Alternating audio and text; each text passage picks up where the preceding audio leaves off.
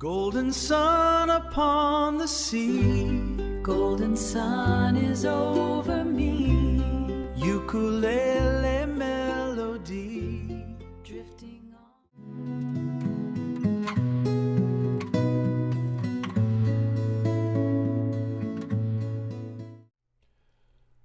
Yep, Uncle Sully sure does love life. Welcome back to another video.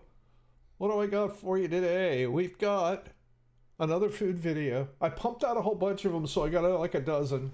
So bear with me until we get to some more interesting stuff. I got some more good ideas now that I got a decent setup. Got myself a nice room that we can have some fun in. What do you think? This one's about deli meat, I think is what it is. The hidden dangers on your plate. Oh boy, that's an open one, isn't it? I'm not sure where we're going to go from that, but let's find out and we'll discuss it as we go. Maybe the answer to this is don't use a plate. Anyway, let's make this happen. You know, we all try our best to eat healthy. But what if some of the foods we think are perfectly fine are hiding something a little dangerous? Today, we're going full-on detective to investigate the risks that could be lurking in everything from grilled chicken to your daily sandwich. Let's crack this case.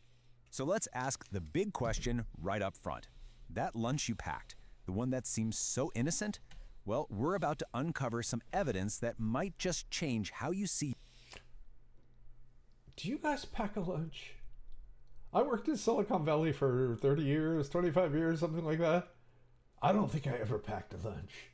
We ate at the lunch truck for a while, and then we actually went out and ate all kinds of great food. I grew up in the Bay Area in Silicon Valley.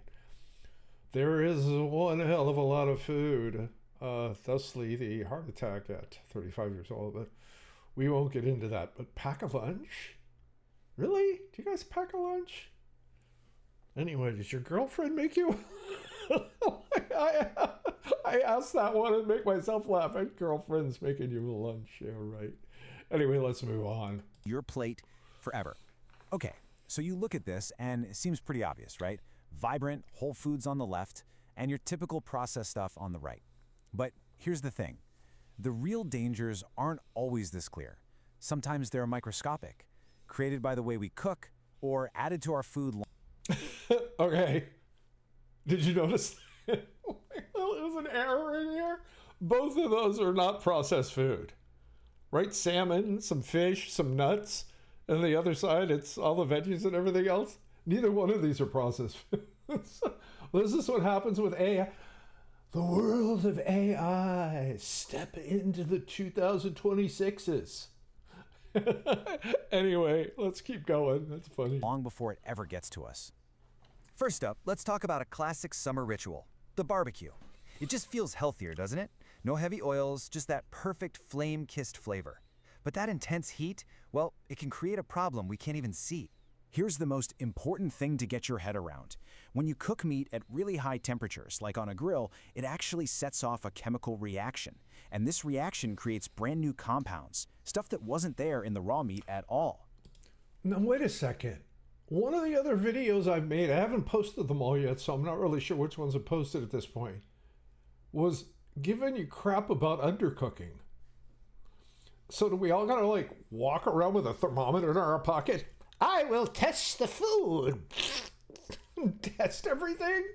There was one that I did about the runny eggs. And then in general, it said to cook all your food really, really well. And now it's saying, oh, not too well, though. Oh, it's so funny. Anyway, let's keep going, man. So our first suspect has a bit of a sciencey name, heterocyclic amines, or just HCAs for short. These little guys form in meat when it gets super hot. And what's worrying is that lab studies have found that HCAs are mutagenic. That's just a fancy way of saying they can actually cause changes to our DNA, and that's a process that's been linked to a higher risk of cancer. And then we have our second group of chemicals, PAHs. Now these are created in a totally different way. I want you to picture a juicy burger on the grill, and the fat drips down onto the hot coals. You hear that sizzle? You see that smoke? Well, that smoke isn't just flavor. It's carrying PAHs right back up, and they stick to the surface of your food. So the danger here, literally, comes from the smoke. Okay, so that covers how we cook. But what about the ingredients themselves? Look, they tell you, on one of my other videos, tell you about all the chemicals and processed stuff in processed food. And now they're saying, well, even if you have really good food, you have to worry about overcooking it, or you get polyphoby flibberflops that are created in the food if you cook it too much. But then it's salmonella if you don't cook it enough. Excuse me. All this eating talk is making me belch. It's like they can't make up their minds. We should just have the food come from the mother. The Mother Earth shall reveal her bosom, and you should drink for the... Look, we have to cook our food. Sometimes it's going to be not cooked. Sometimes it's going to be preservatives. What can we do, man? Anyway, let's continue. I jest. Let's pivot to our second line of investigation, the additives that are put into foods, especially processed meats, to keep them fresh. This quote really gets right to the point. Why are things like nitrates and nitrites added to our bacon, our ham, our hot dogs? Well, they actually do two main jobs. They keep nasty bacteria from growing. Yeah, but they're good though, aren't they? I'm going to quote a comedian that used to say, oh, I can't remember his name now, Steve Martin. Excuse me, Steve, I hope I'm not stealing your jokes, but he used to say, you know why I love hot dogs? Because I love animal lips. I always thought that was hilarious. I hope he's lying. And they're what give those cured meats that signature pinkish color and tangy flavor. All right, if you're going to be a food detective, these are the names to look out for on the label. Sodium nitrite, or E250, and potassium nitrate, E252, are the big ones for cured meats. But you should also keep an eye out for others, like the phosphoric acid in colas, or polyphosphates you might find in some processed cheese. So we have our suspects, chemicals from grilling. Okay, but is there any bacon and hot dogs that don't have any of that stuff? So what are you supposed to do? Just not eat it? Eat an apple? But some once in a while you'll have bacon. Come on. You want to have a hot dog. The hot dogs are good.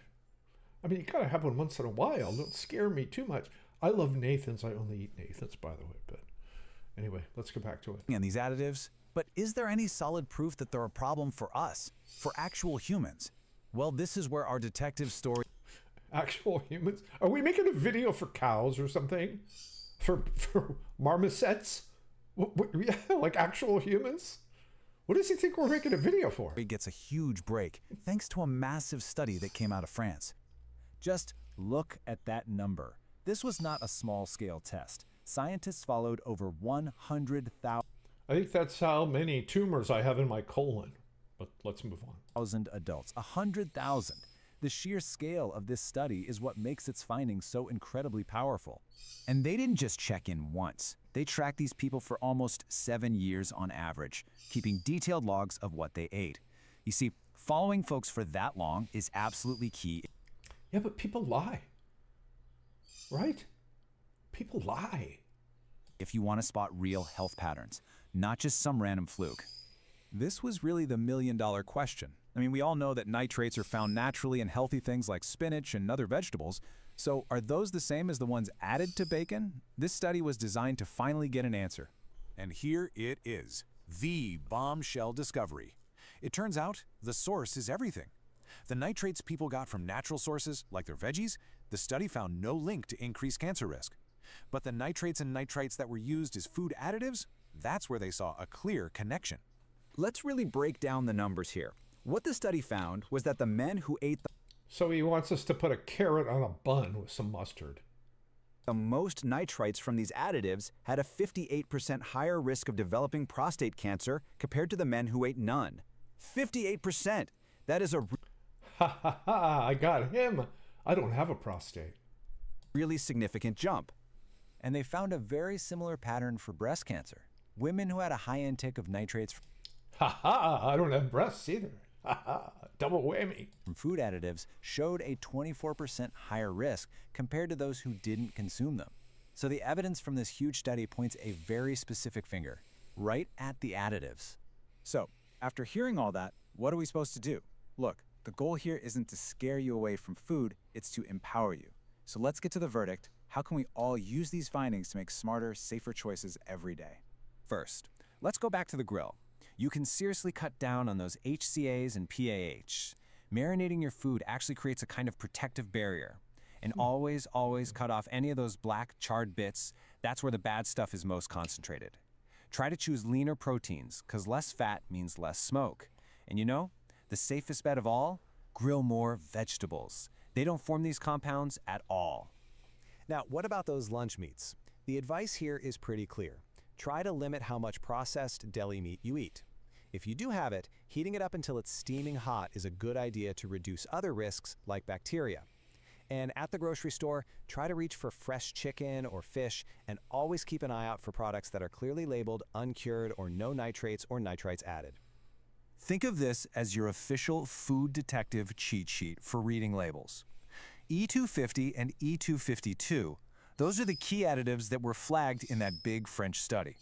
And it's probably a good idea to watch for others too, like E338 in sodas and E450 in things like processed cheese. Just knowing the codes makes it so much easier to spot them. At the end of the day, knowledge really is power. This isn't about being perfect, it's just about being informed. We've uncovered the suspects, we've reviewed the evidence, and we've delivered the verdict. So now, the choice is yours. What are you going to put on your plate? Okay, I didn't like that one very much. It didn't give you a little, like, so you have to, like, bacon and hot dogs, you have to, like, look at the label for these certain things. I have to keep that written down in my pocket. I won't remember all those chemicals. And lunch meat, I gotcha. You know what I mean? You can get good lunch meat from the deli that's really just, you know, off of a chunk of chicken or a chunk of beef instead of processed, chumped up, and you don't know what's really in it. They used to say, back in the day, they used to tell you how terrible meat was, because meat has all this crap in it. They used to mix, you know, meat, like lunch meat, hot dogs, with a good steak or a good piece of chicken. A good piece of chicken, a good steak are nothing like lunch meat that are processed, chopped up, and then squished into slices, basically, and hot dogs and you know, bacon that's cured. It's not the same food. So I get them with, you shouldn't eat tons and tons of lunch meat and hot dogs and bacon all the time, but they put that kind of meat in with lean steak and lean chicken, and that's not the same, right? So it's just like eating a potato or eating potato chips. They're two different animals, so you can't say potatoes are bad, right? Because potato chips are bad. So maybe I'll make a video on potato chips because they are bad. I just watched one that said the worst snack food is the Doritos. Nacho cheese Doritos is the worst snack food. I don't think they're putting in there with like chocolate bars and stuff. I know chocolate bars can be pretty bad too, but nacho cheese Doritos are gross. I haven't had them in a long time, and then I had some at a party a little while back, and it was like a chemical bomb in my mouth. I was surprised. So anyway, thanks for watching. I hope you had a little bit of fun, maybe learned a little bit of something, and Uncle Sully signing out. Aloha.